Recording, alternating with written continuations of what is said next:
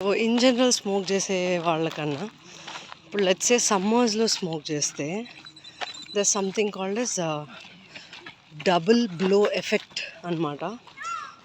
ఈ double blow effect ఏంటంటే heat టాలరెన్స్ని తగ్గిస్తుంది.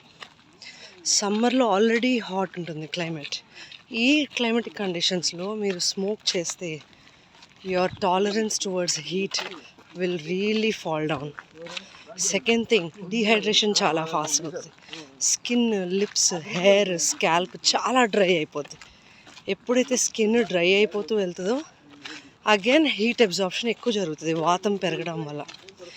సో కార్డియోవాస్కులర్ రెస్పిరేటరీ ఇష్యూస్ అంటే గుండెకి సంబంధించిన సమస్యలు and at the same time ఊపిరితిత్తులకు సంబంధించిన సమస్యలు పెరుగుతాయి. చాలామంది పర్వాలేదు మేము ఏసీలో కూర్చొని స్మోక్ చేస్తున్నాం అన్నవాళ్ళు ప్లీజ్ అండర్స్టాండ్, ఏసీలో కూర్చొని అసలు ఒకవేళ స్మోక్ చేసినా లేదా స్మోక్ చేసి వచ్చి ఏసీలో కూర్చున్నా మీకు ఫస్ట్ ఆఫ్ ఆల్ ఎయిర్ కండిషన్లో మాయిశ్చర్ తక్కువ ఉంటుంది. It already dehydrates your body.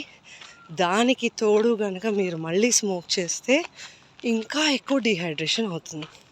అందుకే ఫెయింట్ అవ్వడం, డిజీ అవ్వడం, కళ్ళు తిరిగి పడిపోవడం, అన్ఫార్చునేట్లీ కార్డియాక్ ఇష్యూస్ రావడం జరుగుతుంది. So please make sure you avoid this habit as soon as you can.